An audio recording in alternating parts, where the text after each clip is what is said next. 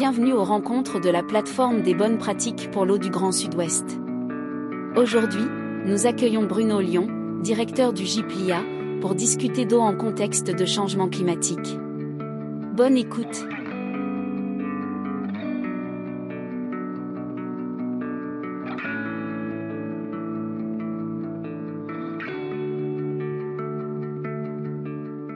Bonjour à tous. Je vois déjà qu'il est l'heure passée même. On est déjà 50 sur ce webinaire. Donc bonjour, bienvenue sur ce webinaire des rencontres de la plateforme que nous essayons d'organiser mensuellement. Aujourd'hui, nous avons le plaisir de rencontrer Bruno Lyon. Bonjour. Dont je fais traditionnellement une présentation de mon interlocuteur et de la personne qui nous fait l'amitié de venir présenter ses travaux.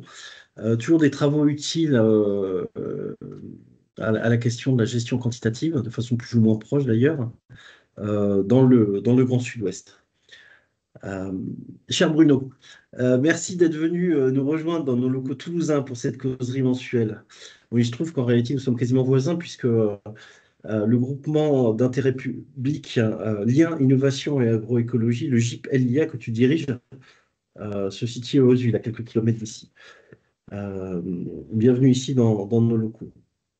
Bruno, l'équipe de l'Agence de l'eau nous a mis sur ta trace depuis quelques temps, en particulier depuis la publication du livre blanc d'appui méthodologique pour l'élaboration du projet agricole dans le cadre d'un PTGE dont tu nous parleras aujourd'hui. Euh, Polytechnicien et ingénieur des eaux et forêts, tu as longtemps œuvré dans les services déconcentrés de l'État, en DAF, puis en DRAF, au sein desquels tu as acquis cette précieuse expérience de gestion de projet dans le domaine des politiques publiques, en particulier sur les pollutions agricoles, ce qui n'est pas une mince affaire, et sur la gestion des conflits environnementaux, ce qui est une encore moins mince affaire. Tu as déployé des opérations faisant appel à la co-construction, la co-intelligence en situation complexe et un management stratégique qui nécessitait dans tous les cas un certain doigté. Euh, c'est un peu pour ça qu'on t'a demandé de venir d'ailleurs aujourd'hui. Tu as contribué au déploiement de projets magnifiques tels que Occitanum ou Fileg, Fileg que nous suivons en particulier ici à la plateforme. Rompu aux enjeux de prise en charge de la gestion quantitative de l'eau dans les PTGE, donc les projets de territoire pour la gestion de l'eau. Tu as conçu et mis en place la démarche de facilitation territoriale via ton expertise qui a été sollicitée par l'État dans le cadre du processus de remédiation post-Sivens. Tu as vraiment été sollicité pour cette expérience antérieure et tu l'as déployée sur cette situation très très difficile de Sivens. Nous t'avions sollicité par ailleurs, il y a quelques années, au sujet des outils de participation territoriale, on avait l'ambition d'en faire un inventaire détaillé et de euh, très bien présenté. Et je me souviens très bien de ta réaction à notre proposition de typologie. Tu avais dit en gros, attention, il y a autant d'outils et de méthodes que d'histoire et de territoire. Le prêt-à-porter n'existe pas dans le domaine de la gestion de l'eau en agriculture. C'est vraiment la réponse que j'avais retenue. Il n'y a pas de solution miracle. C'est donc de coordination et de facilitation sur mesure au service de la transition agroécologique, de la conception de démarches stratégiques et du déploiement de processus d'action que tu vas nous parler aujourd'hui. Merci à toi. Je te laisse la parole. Mais auparavant, quelques consignes. Donc, tous les participants, je vous remercie à nouveau d'être là. Vous avez remarqué que votre micro est éteint. C'est nous qui pouvons l'allumer. Je vous invite, si vous avez des questions à poser, à le faire sur le fil de discussion. Donc, n'hésitez pas à poser des questions au fur et à mesure que se déroule la présentation. Bruno va avoir la parole sans interruption pendant 25 minutes. Et à l'issue de cette présentation, on prendra les questions en essayant peut-être de les regrouper. Et puis, Bruno y répondra au fur et à mesure. On espère avoir terminé vers 14h30. Voilà, Bruno, à toi la parole et merci d'avance. Eh bien, merci beaucoup et bonjour tout le monde. Donc, je vais me lancer dans ces 25 minutes d'exposé là. Peut-être rappeler, alors comment ça marche? Ouais, si. Clic droit, Ah, ok, flèche d'accord. droite. Alors, excuse-moi, je retourne là-dessus. On y est, Bon, flèche petit droite, problème, voilà, ouais. qui est là. Donc, deux petits mots quand même sur la structure que je dirige actuellement. Donc, un groupement d'intérêt public qui s'appelle l'IA. On est une petite équipe, on est un peu plus d'une dizaine de personnes et on intervient sur des démarches liées à la transition, aux transitions et à l'agriculture. En gros, on peut intervenir dans des territoires en jeu pour essayer d'accompagner les acteurs agricoles dans des démarches de transition.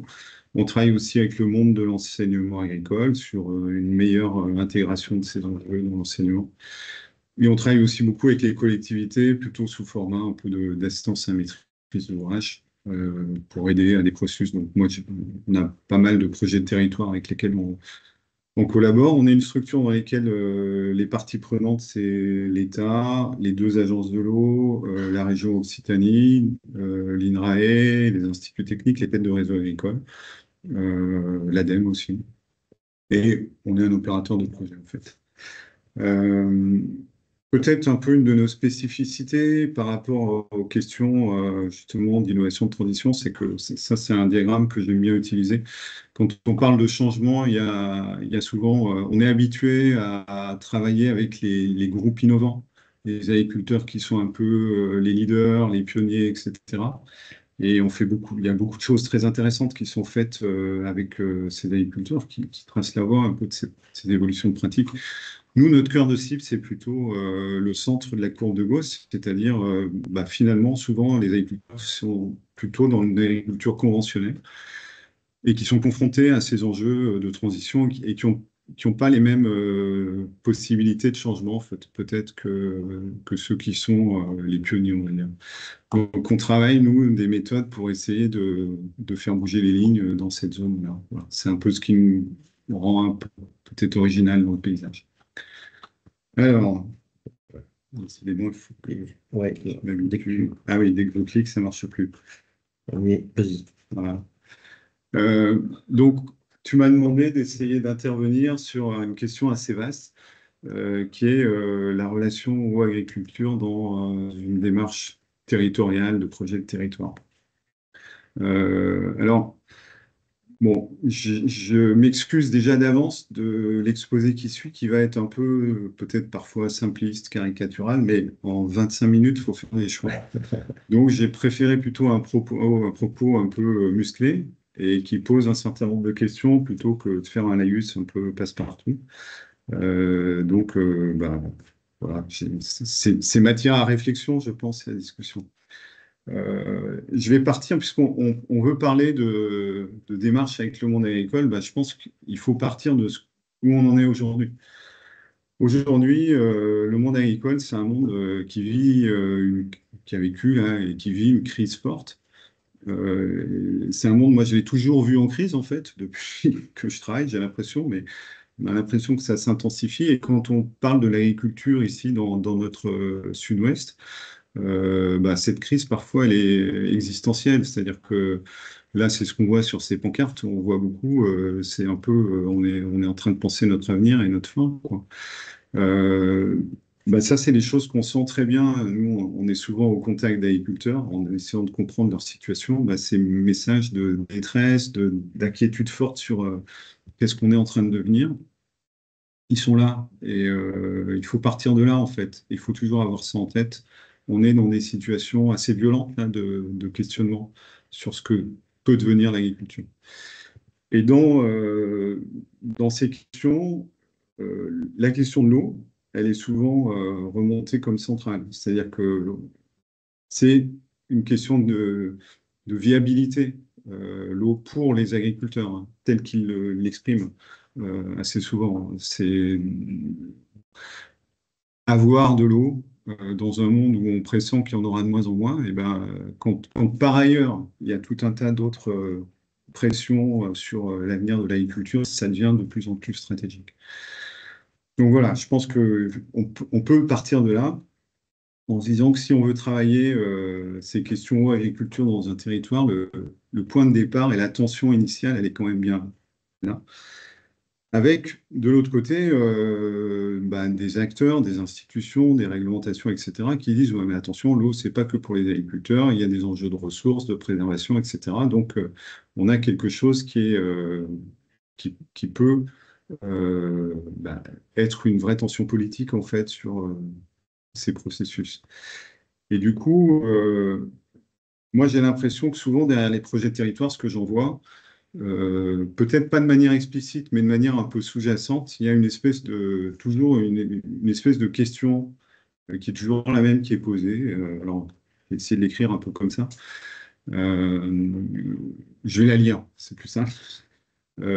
Sous quelles conditions est-il pertinent de décider aujourd'hui la construction d'un barrage de X millions de mètres cubes qui entrera en fonction dans Y années et de mobiliser au passage Z millions de financements publics pour contribuer à garantir la rentabilité de l'activité agricole qui aura besoin de T millions de mètres cubes d'eau pour produire dans le territoire, alors donc pour la faute d'orthographe, une agriculture qui atteindra un niveau U de performance agroécologique. Bon, c'est un peu une boutade, mais en fait, c'est souvent un peu comme ça que quand on regarde ce qu'on est en train de faire dans les projets de territoire, c'est le genre de questions qu'on se pose. Euh, cette question des barrages, des ressources, elle est un peu cachée sous le tapis des fois, c'est-à-dire qu'on tourne un peu autour, mais souvent, elle est sous-jacente et c'est un peu ça le sujet. Euh, et on a l'impression que, en fait, qu'est-ce qu'on fait dans un projet de territoire? On va dérouler des études et on va essayer de résoudre l'équation. C'est-à-dire, on va essayer de trouver les valeurs de X, Y, Z, T, U qui permettent de dire, ah bah oui, sous cette condition, sur tel volume, moyennant tel progrès de l'agroécologie dans le territoire, c'est acceptable ou pas acceptable. Donc, on a ce qui, moi, je pense, est un peu une illusion, que ces problèmes, c'est les problèmes un peu mathématiques, en fait, et qu'avec un tableau Excel, en faisant rentrer tout un tas de modèles de simulation, on va trouver la solution qui permet de résoudre le problème. Et ben, c'est un peu contre ça que je voudrais m'exprimer là, en disant que ça induit peut-être des difficultés dans la façon dont on gère ces démarches. Et je vais essayer de vous dire pourquoi, et du coup, ce que je pense qu'on peut peut-être améliorer, ou en tout cas ce à quoi il faut faire attention. Euh, Poser le problème comme ça, c'est-à-dire se dire finalement c'est une question technique à résoudre, il y a de la disponibilité en eau, il y a une disponibilité qui va réduire, des consommations d'eau par les cultures qui vont être modifiées par l'évapotranspiration, les je sais pas quoi, etc. Euh, Quand on essaie de faire ces approches, en fait, on postule qu'on peut penser l'avenir. Et souvent, on a des démarches de projet de territoire. Alors, on est aujourd'hui en 2024. Mais on va se projeter à 2030, 2050, même des endroits où on est à 2070. Euh, donc ça, derrière ça, il y a une idée qu'on est capable de faire ça. C'est-à-dire qu'on est capable de raisonner sur le futur et de mettre des chiffres dans les tableaux qui vont nous dire voilà ce qui va se passer. Et donc, en fonction de la conclusion de nos calculs, il faut faire ça aujourd'hui, quoi. Qu'est-ce qu'il faut décider en 2024 en fonction de ce qu'on va estimer qui se passera en 2030, 2050 ou 2070? Alors, il y a quand même pas mal de raisons de s'interroger là-dessus, sur ce qu'on fait quand on fait ces démarches là, de simulation. Euh, D'un côté, il y a des choses qui sont maintenant assez explicite, c'est-à-dire qu'on a des scénarios liés au changement climatique, à l'augmentation des températures, et donc on a l'impression qu'on a un tendanciel maintenant j'ai la souris, j'aurais pas pu, mais on a un tendanciel qui est selon les scénarios dans lesquels on se place, qui nous dit voilà ce qui va se passer. Donc quelque part, sous l'angle climatique, sous l'angle de l'évolution des températures, de l'évolution des débits, le monde paraît modélisable, le monde futur. On se dit, bah, tiens, voilà, ça va être tant de pourcents de débit en moins à horizon 2050, etc. Donc on a l'impression, et il y a des modèles qui nous disent ça. Donc on sent l'avenir est anticipable en termes d'une certaine manière, des catastrophes température, débit qui se présentent. Pour autant, Eh ben, si on veut penser l'avenir, c'est pas évident. J'ai fait un petit exercice, moi, de rétrospective, en fait, en me disant, moi, j'étais en fonction dans les années 80-90, donc dans un contexte informationnel qui était un peu différent. Les connaissances sur le changement climatique, c'était pas les mêmes. On n'était pas à ce point conscient de ce qui se passait. Et si on prend un graphe comme celui-là, où on voit ce que sont que l'évolution des températures moyennes estivales, hein, et si on est dans les années 90 et qu'on regarde le passé et qu'on se dit, tiens, je vais essayer d'imaginer l'avenir, bon, bah, on est sur un truc qui vivote là, voire même on a l'impression que ça baisse. C'est assez marrant. Et puis, bah, voilà. Et là, c'est ce qui s'est passé. C'est la suite des chroniques à partir des années 90. Et donc, on voit eh ben que si j'avais été dans les années 80 en train d'essayer de faire des hypothèses tendancielles d'évolution des choses, ben, je me serais bien planté parce que la réalité, là, c'est ce qui montait. Et je pense que dans les années 80 et 90, on voyait pas ça du tout. Moi, j'ai souvenir à l'époque, c'était pas d'actualité dans mon monde professionnel de faire face à ce qu'il y a devant, là, c'est-à-dire cette montée des températures. Donc, ça veut dire que, en fait, on est souvent tous dans nos activités professionnelles maintenant et de plus en plus face à des phénomènes qu'on va découvrir et dont certains sont lisibles dans certaines modélisations, mais beaucoup, on ne les connaît pas. Je continue. Bah, ça, c'était du coup l'impact sur les évolutions de rendement.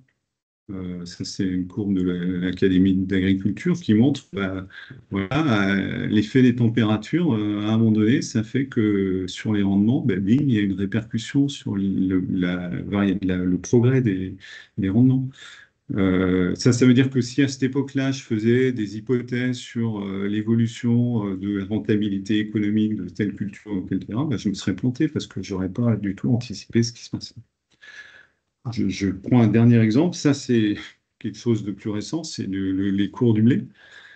Entre 2015 et 2023, bah, bim, qu'est-ce qu'on voit apparaître là? La guerre en Ukraine, le Covid. Ça crée des mouvements assez spectaculaires sur le prix des matières, donc des bouleversements de contexte économique. Bah, là aussi, je suis en 2016, je travaille sur je ne sais pas quoi, des hypothèses de rentabilité, là aussi, pour dire est-ce que les agriculteurs ils pourront se payer l'eau ou pas en fonction de niveau de valorisation des cultures.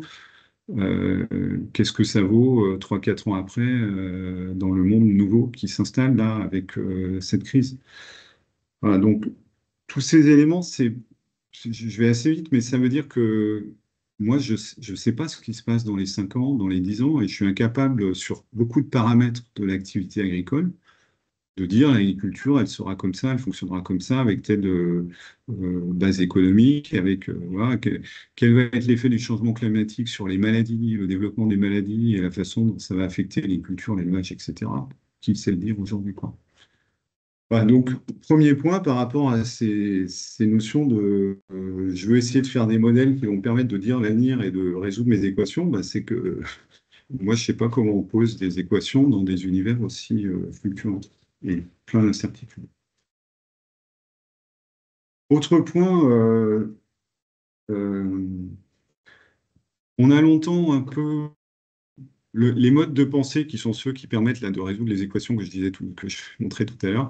Souvent, c'est des modes de pensée on dit linéaires, c'est-à-dire on prend des choses et on les fait évoluer, toutes choses par ailleurs étant constantes. Or, bah, plus ça va, plus on se rend compte qu'en fait, le mode de pensée linéaire, c'est un mode qui convient plus au monde actuel. On est dans un monde systémique. Alors bien sûr, ça c'est des mots un peu, des fois ça fait peur, mais c'est juste la réalité, c'est que tout influence tout et de plus en plus. Bah voilà, on le voyait tout à l'heure, la guerre en Ukraine, ça influence le cours des matières premières, c'est évident. Mais la mondialisation des échanges, la fluidité du monde dans lequel on vit fait que euh, si on veut parler d'agriculture, bien sûr, on peut s'intéresser à ce qui se joue. Alors, je suis désolé, j'ai du mal à contrôler la flèche là, à ce qui se joue dans les parcelles des agriculteurs, mais en fait, penser simplement la pratique culturelle dans la parcelle et couper ça de tout un tas d'autres éléments qui sont euh, l'historique des exploitations, des investissements dans les territoires, les compétences des agriculteurs, les stratégies des opérateurs économiques, le système logistique qui est dans le territoire, les contextes de marché, les pratiques alimentaires qui vont ou pas influencer la demande, les innovations technologiques à venir entre la robotique, l'intelligence artificielle, la génétique, etc. Si on veut penser un petit bout et qu'on pense pas le reste et qu'on pense pas les co-interactions de tout ça, honnêtement, je sais pas ce qu'on pense en fait. Donc il y a un sujet aussi qui touche à nos façons de réfléchir au devenir de l'agriculture. Moi, je vois peu pour le moment de processus où on essaie de réfléchir de manière systémique. Pourtant, on sent que c'est indispensable, sinon on parle de choses qui ne sont pas réelles en fait. Et ça vaut pour l'intérieur du monde agricole, mais en plus, ouais, ça c'est un extrait d'une étude du CEREMA qui parle d'un territoire et qui essaie de dire qu'est-ce que, alors je suis désolé, hein, c'est petit, mais qu'est-ce que c'est que l'influence du changement climatique sur les risques, sur les activités. Alors on voit qu'il y a plein de flèches de partout, et là il y a l'agriculture au milieu, là, donc qui est dans son interdépendance avec tout un tas d'autres facteurs qui ont des effets sur ce qui se passe dans le territoire. Donc il y a les interdépendances systémiques du système agricole en tant que tel, mais en plus de la façon dont ce système, dans un territoire, dans un ensemble d'activités, dans une trajectoire, et notamment dans ces questions de changement climatique, donc tout ça interagit aussi de manière systémique. Donc ça fait beaucoup de complexité en fait. Et malheureusement, quand on fait des équations à trois inconnus, on simplifie tout ça dans une mesure que moi j'ai du mal à vraiment apprécier. Quelle est la justesse de ce qu'on fait ou pas, quoi. Donc, on est face à ces sujets-là, ce qui veut dire que moi j'ai tendance de plus en plus à dire ce qu'on fait dans les projets de territoire, c'est pas des problèmes de baignoire et de robinet qui fuient, quoi. C'est-à-dire qu'il ne suffit pas de se dire, je vais essayer de calculer combien j'ai de besoins, combien j'ai de ressources, comment ça évolue, combien je perds ceci, etc., de faire des différences et d'arriver à des résultats. C'est vraiment des questions qui sont très politiques, en fait, en ce sens où elles mettent en jeu le fonctionnement d'un territoire, d'une économie de territoire, d'une relation d'activité dans le territoire, de l'avenir des acteurs, des activités dans ce territoire. Et je pense que c'est vraiment, c'est basique hein, ce que je dis, mais en fait, pas tant que ça. Il faut absolument changer d'optique et se dire ce qu'on doit faire dans un projet de territoire, c'est pas des calculs dans des tableaux Excel, c'est plutôt aborder correctement le sujet sous l'angle politique au bon sens du terme. Je vais essayer de expliquer ce que ça veut dire. Et après, faire des calculs quand on a besoin d'éclairer un certain nombre de discussions et de réflexions qu'on mène. Donc, pour moi, le calcul, il est secondaire, il n'est pas premier. Qu'est-ce que ça veut dire politique? Je mets très rapidement là quelques sujets, c'est-à-dire que de quoi on parle en fait? Dans un projet de territoire haut, en fait, on va parler d'abord, oh, excusez-moi pour les fautes, décidément. Donc, c'est pas la rôle, mais c'est le rôle, on peut parler de ça, le rôle de l'agriculture dans l'alimentation du territoire. Souvent, OK, on a un territoire, il a une surface déterminée, il y a de l'agriculture dedans. Moi, je suis assez étonné de voir que souvent, c'est pas clair de savoir est-ce que c'est une agriculture qui nourrit ce territoire ou qui exporte ailleurs, etc. Beaucoup de gens sont dans la confusion là-dessus. Donc, ça, c'est important de l'éclaircir, par exemple, parce que c'est pas la même chose de déployer une stratégie où on a cette connexion et où on a de la fourche à la fourchette, comme on va dire, comme on dit, dans le territoire. Et à ce moment-là, on partage vraiment l'usage des ressources, la production, l'alimentation, la santé, tout ce qu'on veut. Et un territoire où, non, on utilise l'eau, mais c'est pour exporter ailleurs. Ça fait rentrer peut-être de la valeur dans le territoire, etc. Mais c'est autre chose. Donc ça, c'est des sujets, on ne peut pas travailler ces questions si on n'y voit pas clair là-dessus. De même, la place de l'agriculture dans l'économie du territoire. Ben, si vous êtes un territoire tendu en matière d'eau, qu'il faut de l'eau pour le tourisme, qu'il faut de l'eau pour je ne sais pas quoi, pour l'agriculture, on voit bien on va être amené à discuter d'arbitrage. Ça aussi, c'est très politique, en fait. Euh, la viabilité de projets d'agriculture et de filières dans le territoire, c'est-à-dire comment on fait pour que les gens puissent avoir encore des projets, qu'il puisse y avoir des dynamiques, comment on fait pour qu'on ne soit pas, ce qu'on disait tout à l'heure, dans des situations de désespoir, pour construire de l'avenir, ça suppose des infrastructures, de l'investissement, ça suppose de la matière grise aussi. Bon, comment on rend ça durable possible? Donc on arrive à des questions de durabilité, etc. Euh, la question du changement climatique à penser dans le territoire, c'est-à-dire qu'il faut la penser aussi globalement, les questions de lien agriculture, biodiversité. Ben, finalement, ça, c'est des questions moi, qui me semblent beaucoup plus premières à penser que des questions juste que j'ai mis en plus petit, de déficit en eau, de calcul de besoins en eau, etc., qui certes sont importantes, mais qui, au fond, sont des questions à résoudre au service d'autres choix politiques qu'il faut faire. Alors, j'avance c'est un peu l'esprit d'escalier, mais ça se retrouvera à tout à la fin.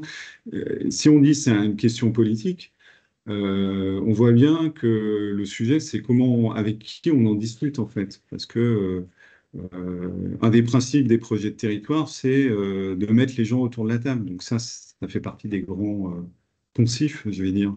Il faut une gouvernance où il y a tout le monde, etc. Mais moi, j'avoue que c'est des questions qui, moi, m'interpellent toujours parce que qu'est-ce que c'est que tout le monde?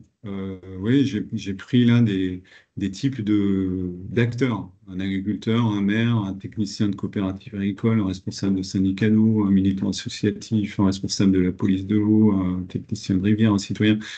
Et volontairement, je les ai mis un avec une flèche à un endroit. Mais en fait, oui, c'est ça. Le problème, c'est que les gens, ils sont dans des endroits du territoire. Chacun, ils vivent un petit bout d'une réalité. Ils sont loin d'être uniques. Un agriculteur, c'est pas tous les agriculteurs. Un technicien de rivière, c'est pas tous les techniciens. Un maire, c'est pas tous les maires, etc. Donc la question OK, il faut construire de la vision commune, etc. Mais comment on fait pour trier là-dedans, savoir avec qui on travaille, avec qui on travaille pas, qui peut représenter qui, comment on discute, ça peut vite faire beaucoup, beaucoup de monde en fait. Et ça, c'est une vraie question qui vient tout de suite. Si on veut parler, c'est quoi le projet, le- la place de l'agriculture dans le territoire, bah, comment et avec qui on parle de ça. Voilà. Et ça, c'est difficile en fait. Et donc, ça nous amène à ça en fait. C'est une image que j'utilise souvent, c'est que on s'aperçoit que quand on veut aborder ces questions, bah, on est confronté à un truc évident, c'est que on a vécu un monde classique qu'on connaît bien, c'est celui de la démocratie représentative. Ça, on sait tous comment ça fonctionne. On voit aussi, et ça aussi c'est l'actualité du moment, hein, c'est un peu en crise la démocratie représentative. C'est-à-dire qu'il il y a quelque chose qui ne va pas dans la façon dont on traite certains sujets par les voies habituelles et on sent qu'il y a un besoin de démocratie participative. Et qu'est-ce que c'est que la démocratie participative? Ben, c'est justement l'association des parties prenantes à la prise en charge des problèmes qui vivent et des situations qui vivent. Donc c'est typiquement ce qu'on essaie de faire dans un projet de territoire. Le problème, c'est ce que j'essaie d'illustrer sur cette image, c'est qu'autant la démocratie représentative, il y a des canons esthétiques assez clairs et on sait ce que c'est, puis c'est même dans notre constitution en fait, donc juridiquement, c'est codifié, etc. La démocratie participative, personne ne sait ce que c'est en fait. Ça s'invente beaucoup, on invente des choses, mais c'est loin d'être, c'est ni juridiquement explicite. Et puis, méthodologiquement, on est loin de bien savoir faire ça, hein. Je regarde là, il est déjà 24 minutes. Donc, quand on se confronte à ça, on se confronte à l'innovation qui est difficile. Euh, alors, moi, il me semble qu'il y a vraiment deux choses qu'il faut arriver à faire en parallèle. Et je reviens donc sur ce que je disais au départ, sur cette espèce d'équation algébrique là. En fait, il y a des démarches subjectives et des démarches objectives. Et j'ai mis des guillemets à chaque fois sur objectif et subjectif.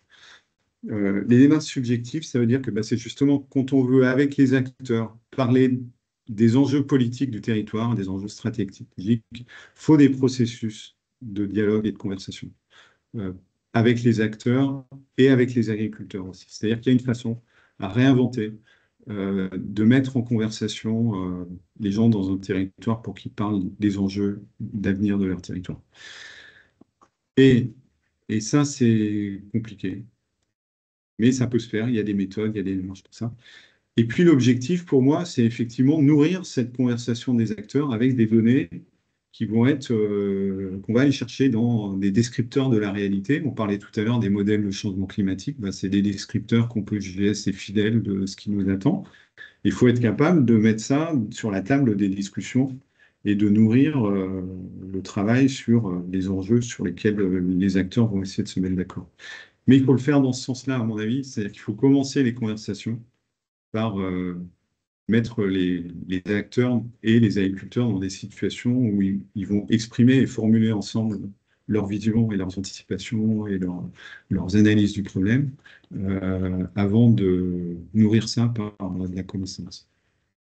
Et donc, dans ces trucs-là, bah, il y a plein de choses un peu subtiles qu'il faut arriver à faire. Donc, c'est des démarches. Alors, j'ai mis un peu pour chaque côté. Quand on veut faire de la participation, justement, il y a plein d'étapes. Le recrutement, qui on choisit, qui on met autour de la table, comment on va chercher les gens, comment on va chercher les bonnes personnes, quel type de personnes, etc. L'interconnaissance, comment on fait pour que ces gens apprennent à se connaître, la mise en conversation, comment on les fait pour qu'ils apprennent à se parler, à construire des compréhensions partagées, à négocier, puis décider et à s'engager. Voilà. Bah, tout ça, c'est des processus assez fins il commence à y avoir des disciplines qui traitent de tout ça, des méthodes qui permettent de faire ça assez bien dans le temps, mais ça s'improvise pas en fait. Finalement, il y a des métiers et des compétences pour ça. Et l'information, c'est pareil, tout le travail de collecte d'informations, d'analyse, d'expertise, de modélisation, etc. Pour nourrir les débats, eh ben, il faut que ce soit bien articulé, il faut que ce soit pas trop violent, mais progressif, etc. Donc, la mise en regard, c'est deux types de processus, objectif et subjectif. Elle est essentielle et elle demande bah, un travail particulier qui est, à mon avis, celui qu'il faut faire dans les projets de territoire. Là, c'est un petit exemple, en fait, pour montrer comment les... Ouais, si on fait de l'écoute d'acteurs, bon, moi, je vois des territoires où on dit, bah, qu'est-ce que veulent les acteurs du territoire? Une contribution de l'agriculture à une alimentation saine des citoyens dans le territoire, pardon, encore pour les petites coquilles. La contribution de l'agriculture à l'économie du territoire, ça, c'est un enjeu. Et puis, un autre enjeu, c'est l'impact des activités agricoles sur la biodiversité, d'un côté. Puis si on écoute les agriculteurs, ils vont dire, ben, nous, les enjeux, c'est le revenu des agriculteurs, la sécurisation des conditions de production, puis peut-être la diversification vers des productions plus rémunératrices. Et donc là, on sent qu'il y a un truc sur, ah oui, bah tiens, on pourrait imaginer une agriculture qui nourrit le territoire en étant agroécologique et qui génère de la biodiversité, etc. Mais à côté de ça, si on fait un travail d'expertise un peu sommaire sur les volumes, on va s'apercevoir que ça concerne 8% des agriculteurs du territoire. C'est-à-dire l'alimentation locale avec des produits produits dans le territoire, etc. Bah, c'est peut-être pas beaucoup de monde, en fait. Donc ça permet de dire, attention, là, vous êtes parti sur des concepts, une agriculture, un territoire autosuffisant, avec une agriculture haute qualité, des productions, etc. Mais ces concepts, ils correspondent pas à la majorité des agriculteurs du territoire. Donc c'est ce genre de boucle de raisonnement qu'il faut apprendre à développer et se dire, et alors, du coup, quel type de questions ça pose pour les 92% restants des agriculteurs dans ce territoire, etc. Et donc, il faut revenir sur le projet politique concernant cela, etc. Voilà. Euh, J'arrive au bout. Je vais terminer avec une petite diapo que j'adore. C'est ça. Pourquoi je mets cette diapo? Parce qu'elle illustre un truc qui, pour moi, est au cœur de ce qu'on dit là. Je parle de subjectif et d'objectif. Ben là, vous avez mélangé sur une diapo du subjectif et de l'objectif qui est assez déroutant. Je vais vous dire que A et B, les cases sont de la même couleur. Voilà. Et Vous allez me dire non, bien sûr, elles ne sont pas de la même couleur. Pourtant, si, vous voyez ce que je fais là, je vais juste mettre un cache. J'ai rien fait d'autre. J'ai juste posé un cache. Et vous voyez que c'est pareil. Ce qui est stupéfiant, c'est que, bah non, c'est pas pareil. Donc ça, c'est une illusion on croit que c'est une illusion d'optique, mais en fait, c'est une illusion cognitive. C'est-à-dire que c'est pas mes yeux qui fonctionnent mal, c'est mon cerveau ici qui me corrige parce qu'il a cette représentation d'échiquier, d'ombre portée par le truc, et il me dit non, non, B est plus clair que A, en fait. Or, je le remonte, c'est exactement la même couleur. Vous trouverez ce truc vous pouvez faire l'exemple chez vous, j'ai rien truqué, etc. Donc ça veut dire, quand on parle de subjectif, de vision, etc., transposer ça dans le domaine de l'eau. Des gens qui sont qui ont des idées reçues sur l'agriculture conventionnelle, sur les écolos, sur je sais pas quoi. En fait, on est pétri de ça. Et dès que vous êtes dans un processus de projet de territoire, il y a des gens qui vont voir A gris, B blanc, alors que les couleurs sont les mêmes, en fait. Donc, ces questions-là, qui sont des questions de biais cognitifs, qui sont des questions on présuppose des choses, on a des idées reçues, on a des idées préconçues, bah, c'est ce qui mine, en fait, toutes les discussions. Et c'est pour ça que c'est très compliqué d'arriver à se mettre d'accord sur qu'est-ce qu'on peut faire dans un territoire pour préserver l'avenir, parce qu'il faut aussi se battre contre ça, contre le fait qu'on voit tous la réalité différemment de ce qu'elle est. Et donc les processus de travail, ils sont souvent destinés à essayer de nous faire converger vers une lecture commune, partageable de la réalité. Et ça, c'est une belle ambition politique, je pense, et que vous pouvez avoir dans ces processus. Voilà. Et à partir de là, je respecte Merci, le timing. c'est impressionnant. Bravo. Oui, alors, il faut que je quitte le partage. Excusez-moi, voilà, j'y suis. Bien, on a, si je ne m'abuse, quelques... C'est là. Excusez-moi, un petit peu de manipulation.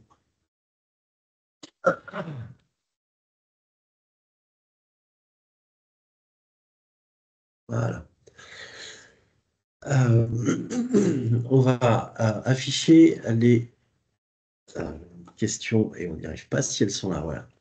On a eu quelques questions des participants que je te mets en plus gros.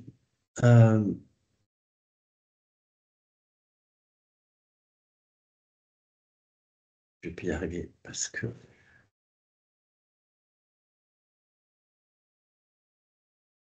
Voilà, donc deux. OK.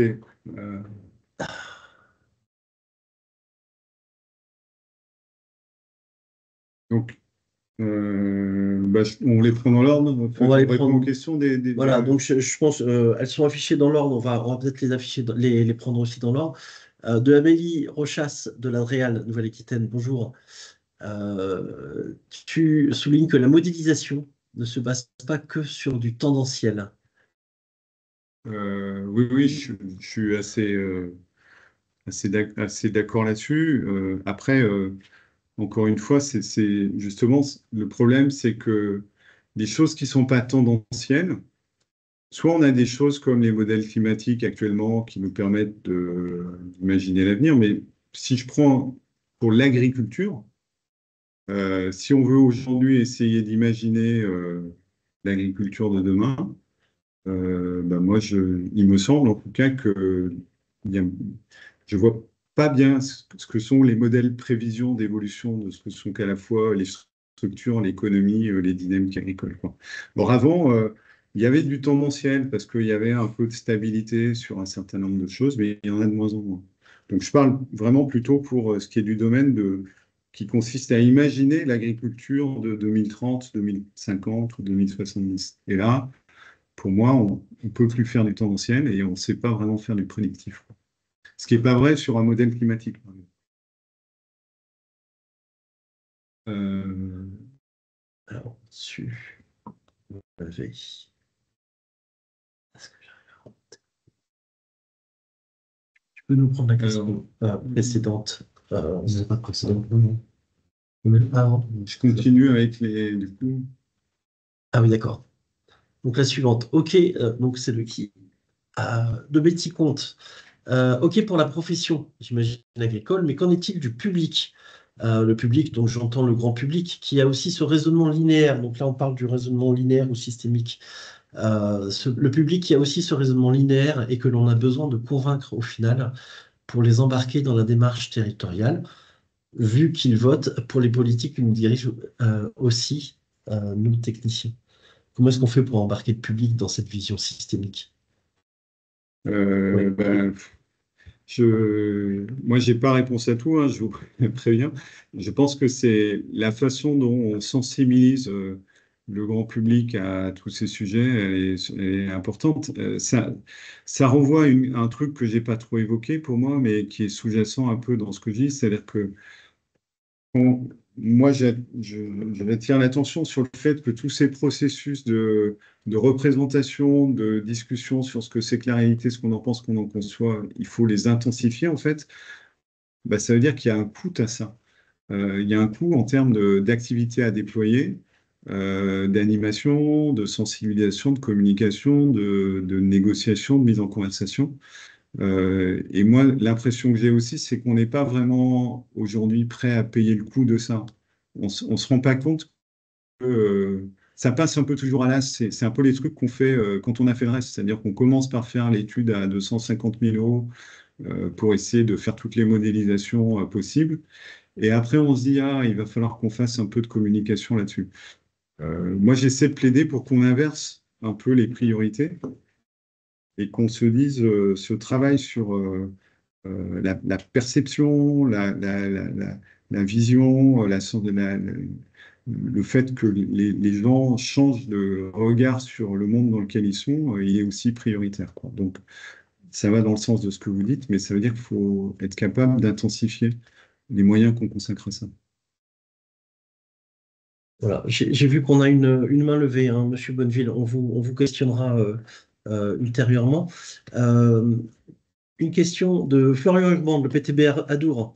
Le principal problème est que certains aspects profondément politiques, comme les accords commerciaux, le marché mondial des denrées agricoles, donc quelque chose qui nous dépasse largement, qui est du domaine de la mondialisation en quelque sorte, certains aspects jouent effectivement sur l'agriculture, sont à une échelle bien plus vaste qu'un projet de territoire. Entièrement d'accord. Alors, ça, c'est aussi le propre des raisonnements systémiques. Dans un raisonnement systémique, on voit que dans un système, il y a des choses à notre portée et il y a des choses qui ne sont pas à notre portée. Ça n'empêche pas d'essayer quand même de travailler sur les choses à notre portée. Et puis, ça n'empêche pas aussi de se dire comment je peux travailler sur les choses qui ne sont pas à ma portée et qui relèvent de logiques systémiques qu'il faut aussi essayer de comprendre, quoi. C'est-à-dire que ici, on est sur un bassin. Un bassin, c'est une entité qui peut avoir politiquement, quand on dit bassin Adour-Garonne, c'est un peu de visibilité. Donc, par rapport à des logiques nationales de politique publique, y compris défendues à l'Europe, il y a de l'influence possible, quoi. C'est jamais impossible de faire, d'être dans des discussions qui dépassent le simple territoire, quoi. Mais je suis d'accord avec vous que c'est complexe, hein. Euh, Eva Guichet te demande comment tu définis le moyen terme. Euh, bah, en fait, tout le monde a des définitions différentes. Moi, ce que je vois si on prend les agriculteurs, par exemple, nous, les agriculteurs, de plus en plus, ceux qu'on rencontre, nous, ils sont très opportunistes. Leur vision, c'est l'année qui vient, hein. C'est-à-dire qu'ils s'adaptent à des cours de marché, à des situations climatiques année après année. Donc pour eux, déjà, 4-5 ans, c'est du long terme ou du moyen long terme. Je comprends que si on est gestionnaire d'un d'un périmètre hydrographique, le moyen terme, c'est le terme auquel un certain nombre de changements commencent à s'affirmer. Et effectivement, 2030, 2050, c'est par là, j'en sais rien. Donc, il n'y a pas de réponse unique là. Chacun a ses termes, en fait. Ouais, moi, j'aurais aussi dit effectivement que le moyen terme, enfin, c'est le propre justement des analyses systémiques, c'est que ça mélange des processus qui ont des temporalités différentes, en Mm. fait, c'est ce que tu viens de dire. Bertrand Gorge, bonjour Bertrand. En amont, une planification des évolutions de production au niveau national. Euh, Quelle est la place et le repositionnement géographique de l'élevage? Donc là, c'est un petit peu la même question que cette mondialisation en amont, au-delà du local, au niveau national. On planifie les évolutions de la production. Donc là, il pense par exemple à l'élevage et à la viande. Voilà, comment on tient compte de Euh, ça? Moi, j'ai pas de réponse à vous donner. Je sais pas. Je peux pas vous répondre à ça. Là aussi, c'est assez marrant. Je vais juste faire un petit parallèle systémique. L'élevage, on peut le considérer de plein de façons. Il y a des gens qui vont dire, ah ouais, mais dans le changement climatique, l'élevage, c'est un problème, il faut moins manger de viande, etc. Donc, il faut aller vers des économies et des modèles où il y a moins d'élevage. Et puis, nous, on vient de faire là un gros travail sur le Gers, sur la qualité de l'eau, sur les territoires, la question de l'usage des phytos, de la production des captages. Et il y a des territoires où on dit, bah, l'élevage et la prairie, c'est la meilleure garantie de préservation de la qualité de l'eau. Voilà. Donc, en fait, on est dans des trucs qui s'opposent. C'est pour ça que tous ces sujets sont donc, pas résonance systémique. Il n'y a jamais un truc tout seul coupé dans son coin et politique, parce que ce genre d'arbitrage, ça doit se co-négocier quelque part en essayant de trouver l'accord sur ce qu'est l'intérêt qu'on peut partager, quoi. Et ça se décrète pas, enfin, ça peut se décréter, mais à ce moment-là, en assumant un certain arbitraire. Alors, une question de Romain Carros hein, qui s'appuie peut-être sur l'actualité de l'EPTB Vienne qui vient d'être enrubanné avec avec des affiches disant non, non aux études à schmuck. Donc, c'est très récent ça. Et donc, la question de Romain, c'est de quelle façon traitez-vous les différents cadrages des problématiques environnementales effectués par les syndicats agricoles? Par exemple, CF, manifestation récente au siège de PTB. Alors, ça peut être ce que j'évoquais à l'instant, mais aussi les manifestations du mois de février un peu plus intenses et nombreuses. Le problème de l'agriculture, c'est les normes environnementales produites aux différentes échelles, disent les agriculteurs. Il ne faut pas irriguer le maïs ou des pratiques intensives, en disent d'autres personnes. Une vision partagée est-elle vraiment possible? Convainc-nous. J'ai 17 secondes pour répondre à ça. Bon, déjà, le monde agricole, on voit, il est très divers. Entre les syndicats, si vous prenez les différents syndicats, il y a des positions assez différentes. Entre les positions syndicales et ce que vivent les agriculteurs chez eux, il y a aussi des positions différentes. Entre les générations, il y a des positions différentes, etc. Donc, ces sujets, en fait, on les caricature tout le temps parce que on voit ces questions qui sont de l'ordre de la lutte politique, médiatique, etc. Mais quand on descend, nous, ce qu'on voit, c'est plutôt des agriculteurs dans leur situation, etc. Moi, on voit des positions qui sont beaucoup moins radicales, en fait, et souvent des gens qui cherchent des solutions, qui sont qui ont des degrés de liberté plus ou moins importants, qui souffrent plus ou moins des trucs. La réglementation, bah, effectivement, on voit des gens qui n'arrivent plus à la comprendre, mais il faut aussi accepter qu'elle est hyper complexe dans la façon dont on l'a construite. Voilà, donc c'est difficile de parler de ça en 30 secondes, quoi, mais moi, le message que j'aimerais dire là, c'est qu'il faut faire la différence entre ce qui sont des formes de combat politique, qui ont là, j'ai pas trop à juger là-dessus, et de ce que c'est que la réalité vécue des gens dans les territoires, qui est souvent, enfin, justement plus intéressante à regarder parce que c'est là où on doit rechercher de l'engagement et du projet des sources, des façons d'être un peu optimiste, quoi. Alors, ce que tu dis, c'est un petit peu la question d'Amélie Bresson d'Épidore. Parfois, nous parvenons à des convergences hein, sur les enjeux et les problèmes. Donc, en lisant ça, moi, j'entends que c'est plutôt les techniciens au niveau des discussions, justement, locales, mais la réponse politique. Donc, les prises de décision à la hauteur des enjeux. Ils ne sont peut-être pas à la hauteur des Voilà, enjeux. Ouais. du coup, Oui, c'est difficile, les prises de décision. et ça aussi, c'est quand je faisais tout à l'heure un diagramme en disant Voilà les types d'acteurs. Et ben, ce qu'évoque Amélie, c'est encore un sujet qu'on voit fréquemment, c'est qu'on va avoir des projets de territoire, des gens très engagés qui sont à des niveaux techniques en fait et qui vont bosser pour suivre le projet, l'animer, etc. Et puis il y a des niveaux décisionnels, mais qui parfois suivent ces affaires d'un peu loin et puis qui sont eux-mêmes dans des logiques politiques supra à ce qui se passe techniquement dans le projet. Et ben, c'est pas toujours raccord tout ça. Donc ça renvoie à cette question de déconnexion entre l'approche technique et l'approche politique en fait. Plus il y a, plus il y a cette déconnexion, c'est-à-dire si on rentre trop vite dans la technique, en général, on largue, entre guillemets, peut-être les politiques, parce qu'on déroule des méthodes, des trucs, des très complexes, en fait. Alors que si on prend plus de temps initialement à poser, et avec le système décisionnel, les enjeux et à mettre les gens devant la responsabilité de dire oui, ça c'est important, et c'est de ça qu'on va s'occuper. Peut-être qu'on sécurise un peu après ces travaux techniques qui viennent en appui d'impulsion politique, quoi. Bon, c'est un peu idéaliste ce que je rencontre là. Alors, on a une remarque ou une question de Tabni. Euh, Pensez-vous que les données objectives qui sont mises, justement, on en parlait, qui sont mises sur la table par les scientifiques pour une concertation en vue d'un projet de territoire, par exemple l'état des ressources en eau, l'évolution sous l'effet du changement climatique, le déficit prévisible selon les scénarios moyens, etc. Est-ce que ces informations ne seront pas contestées par les tenants réticents à s'engager pour des options d'adaptation de l'agriculture au changement et contraintes à venir? Ben, c'était un peu l'idée de la dernière diapo que je vous ai montrée. C'est que si je vous mets cet échiquier là avec la case A et la case B et que en vous mettant ça sous le nez, moi je vous dis les deux cases sont de la même couleur, vous allez me dire mais non, non, elles sont pas de la même couleur en fait.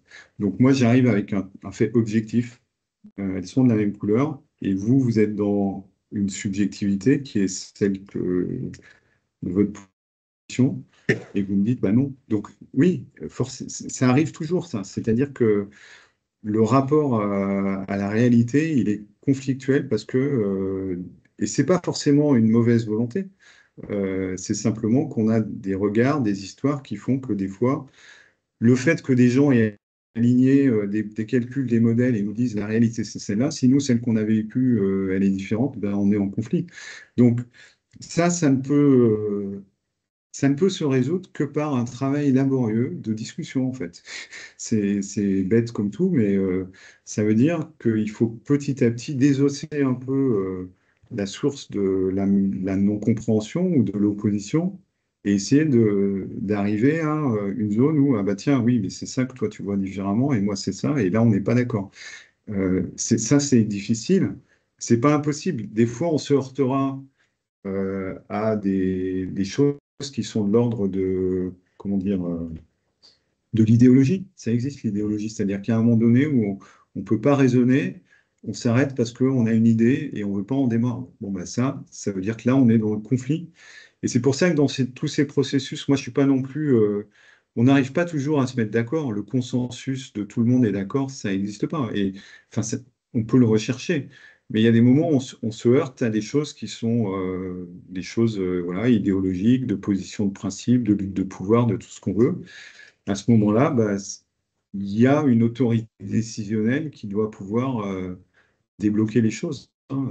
C'est pour ça que dans les processus, on essaie de se mettre d'accord, mais à un moment donné, il y a aussi la nécessité d'avoir une autorité décisionnelle. La seule chose qu'on peut chercher dans ces processus, c'est avoir fait le mieux possible pour ne pas prendre des décisions arbitraires quand on peut les co-construire, quoi.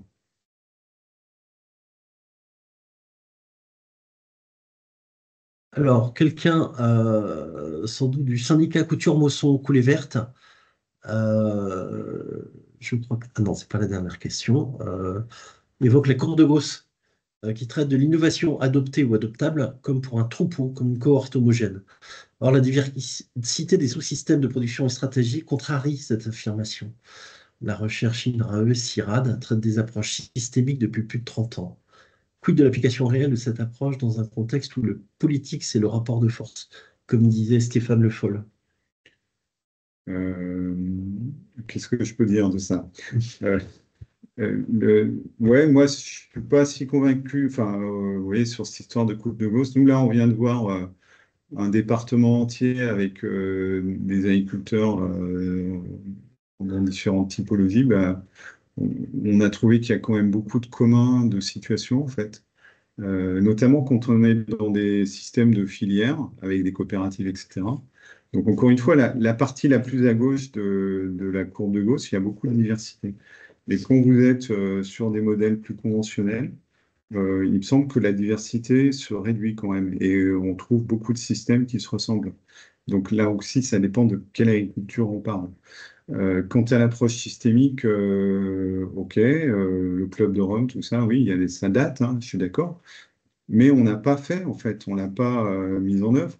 Aujourd'hui, j'ai l'impression que ça ressort parce que eh ben, on- face aux problématiques qu'on a à gérer, moi j'ai l'impression qu'on est contraint à ça et que de plus en plus de gens le sentent.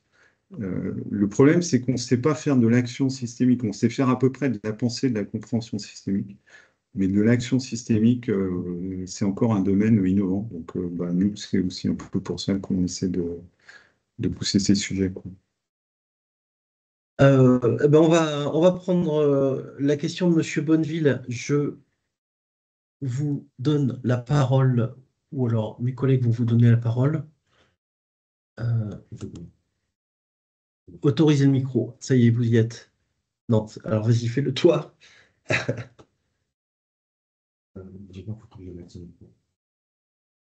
Voilà, vous pouvez mettre votre micro. Monsieur Bonneville, on ne vous entend pas.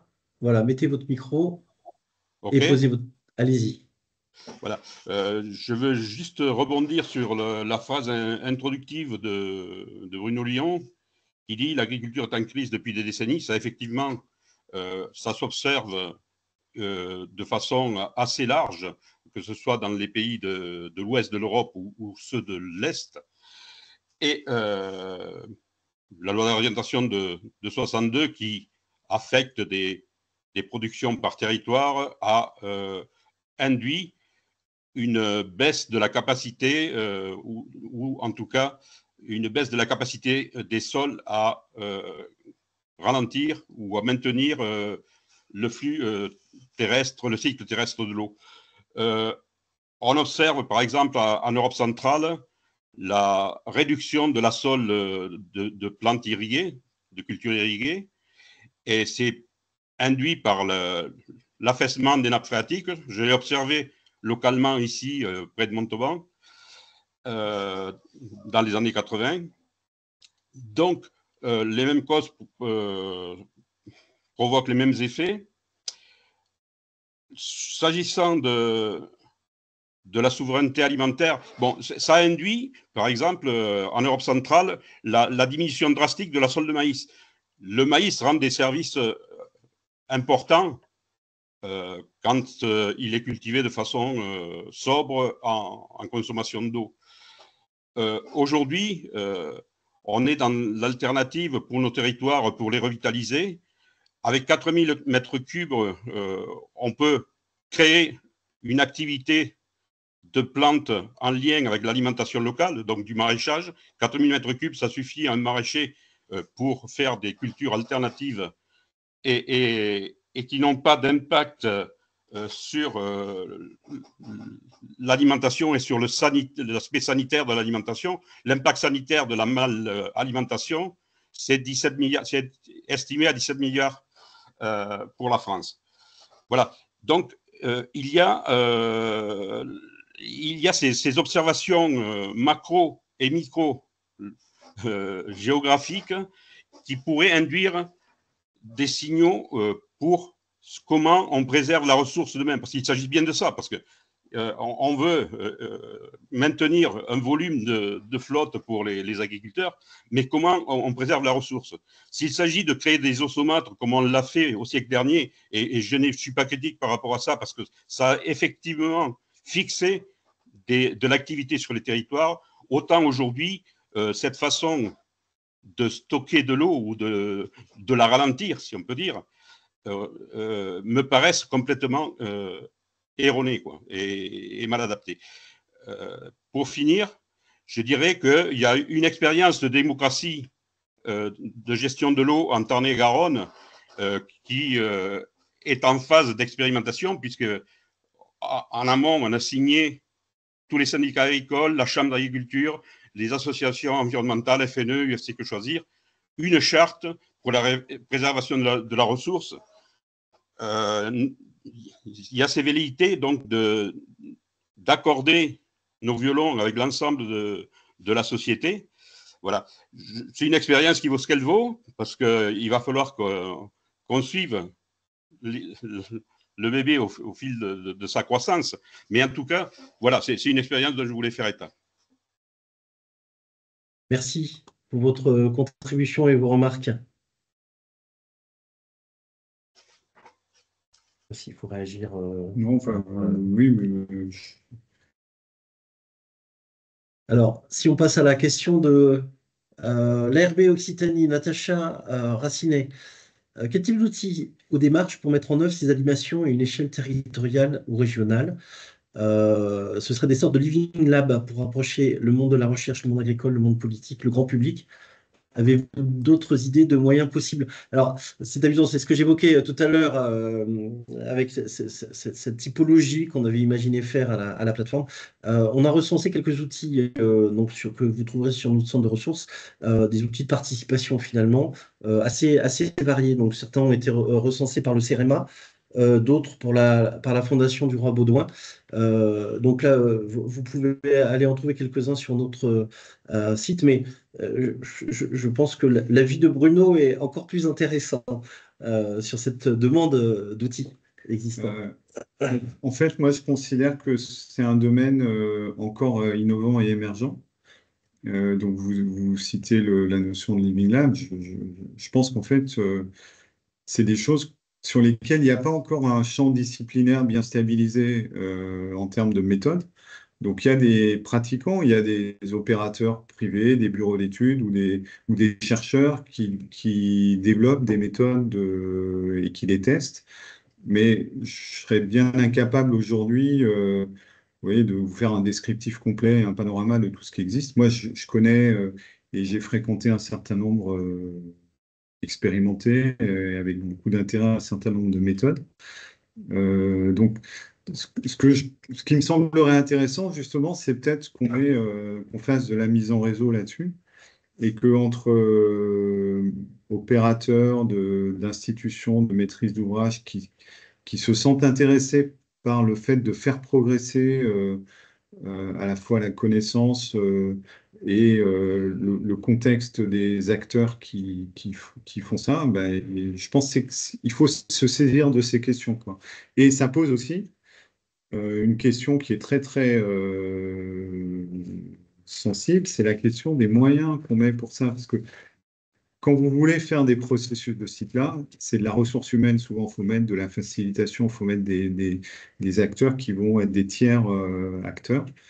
Et il faut les payer, quoi, hein. Et c'est de la ressource, c'est du professionnalisme. Donc, ça coûte assez cher. Et actuellement, personne veut vraiment payer ce prix-là, hein.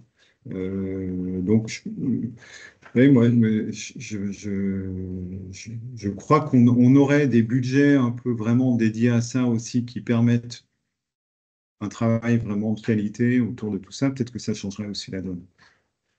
C'est vrai que sur la question des moyens, nous, on a un exemple d'une structure qui a pu mettre les moyens, mais c'est peut-être inhérent à sa nature même. C'est le Conseil départemental de Haute-Garonne pour l'élaboration du PTGE Garonne-Amont qui a commencé par une concertation citoyenne. Il me semble que le coût global d'élaboration du PTGE a été augmenté d'un quart, je crois, Oui. du fait qu'il ait commencé par la concertation citoyenne.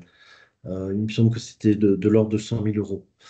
Oui, mais enfin, moi, c'est des ordres. Ouais, si vous voulez faire des processus avec une centaine de personnes et un processus sérieux d'acteurs que vous allez mettre en. Ouais, bah, ces chiffres-là sont dans l'ordre de grandeur, quoi. Ouais. Donc, faut l'assumer. Mais moi, je crois qu'il par rapport aux enjeux et par rapport à un besoin important de justement d'être plus clair dans la politique qu'on veut mettre en œuvre dans les territoires et dans les stratégies, ça me paraît pas si important que ça, quoi. Très bien. Alors, on a dépassé le temps. On va terminer rapidement maintenant avec la question de Fabien Poussin. Comment faire pour cadrer dans le temps la démarche participative? Ah oui, bon, on en a déjà parlé dans le cas où les Oui. divergences persisteraient et conduiraient à l'inaction. Et- Qui doit trancher? Les Eh élus? ben, en fait, moi, ça, je pense qu'il faut que les règles, on les pose d'une certaine manière au début. C'est-à-dire qu'il y a un maître d'ouvrage, il met en place un processus, et il faut qu'il y ait des moments où on puisse se reposer la question, est-ce qu'on arrête ou est-ce qu'on continue? Et si on arrête, ben, qui reprend le lead? Donc oui, c'est des choses qu'il faut clarifier en fait en amont. Mais euh, encore une fois, quand on arrive à prendre une décision un peu de force, ben c'est que il y a deux raisons. Soit on a mené un mauvais processus et en fait les gens en sortent ou le contestent parce qu'il est manipulatoire, ça peut être une raison. Soit on a mené un processus plutôt de qualité et on arrive au fait il y a deux, trois options et les gens ne se mettent pas d'accord. Il me semble que dans le deuxième cas, c'est la légitimité du maître d'ouvrage de dire, ou de celui du pilote, de dire, moi je prends l'option B, c'est celle-là. Et il a de quoi justifier son choix, parce qu'il y a eu un processus de qualité en amont. Et ça sécurise cette décision, notamment vis-à-vis d'un risque juridique, si après il y avait contestation, parce que on pourra toujours dire, j'ai pris B parce qu'il y avait le choix entre A et B, C, et il n'y avait pas de raison de prendre A plutôt que B ou C. Moi, j'ai pris B parce que c'est mon orientation politique, et je suis sécurisé par la qualité du processus que j'ai mis en place en amont. Et une dernière question qui est presque philosophique. Ah non, ce n'est pas la dernière. Oh là là, on va se dépêcher. L'agriculture conventionnelle devient capitalistique depuis plus de 50 ans. La valeur ne s'extrait plus du travail agricole, mais de la nature extractiviste, d'où la pression sur l'eau, sur les sols, sur la biodiversité, avec des acteurs extérieurs en aval des filières. Comment recentrer sur la viabilité, la soutenabilité, au-delà du compromis concerté, dans un contexte où l'État est souvent le premier tricheur sur les données, les règles. euh, c'est un constat, pas de réponse attendue. Voilà. Ouais, alors Un constat qu'on peut partager ou pas, ça. Mais Voilà. ok, je pense qu'il faut faire ça en 5 secondes. On va le garder comme constat. Voilà, très bien. Merci d'avoir précisé que c'était un constat. Et peut-on avoir la référence du travail étude du CIRMA cité par. Oui, alors je l'ai plus en tête, c'est une étude qui est dans le Lot, là, sur des territoires du Lot. Je retrouverai l'étude, j'ai plus c'est une Voilà. étude assez récente, là, qui a été publiée sur des scénarios d'anticipation des changements liés au changement climatique dans des territoires. Mais j'ai plus le nom des territoires. On la fera passer dans le compte rendu. Alors, c'est l'occasion pour moi de conclure. Déjà, merci beaucoup, Bruno. Moi, je suis toujours impressionné quand je reçois des experts comme toi. Ça fait plaisir de voir comment l'expérience d'une vie te permet justement de participer, d'organiser des participations de cette nature. Euh, le webinaire a été enregistré, vous le trouverez dans quelques jours, quelques semaines sur le site de la plateforme, ainsi que le diaporama de Bruno. Notre prochain invité et Jean-Daniel Rinaudot, qui va nous parler de contributions de sciences participatives pour la connaissance des nappes phréatiques. Jean-Daniel a mis la dernière main, on va dire, à un gros projet qui a duré 5 ans sur la connaissance des eaux souterraines, e-ground water. Il a mis au point un outil. Nous avons fait une notice sur cet outil. Il vient d'organiser un atelier. Il va nous donner les suites de ce projet, en particulier. Donc, s'il y a des EPTB qui sont présents parmi nous, ou bien des gestionnaires de territoire, comment est-ce que la science participative peut aider à mieux connaître les eaux souterraines? Voilà. Et pour ceux qui voudraient continuer la discussion, n'hésitez pas à me contacter. Moi, c'est les sujets qui me passionnent. Donc, Voilà, de la même façon, donc on mettra les coordonnées de Bruno Lyon sur le site internet de la plateforme. Merci beaucoup pour votre participation. On a été jusqu'à 98 personnes. C'est très bien, ça. Les rencontres marchent bien. Et donc, on vous donne rendez-vous à la prochaine, dont on a déjà la date. Je crois que c'est le 15 octobre. Voilà, merci à tous. C'est à toi. Merci à toi, Bruno, et bravo à ton travail et à ton équipe.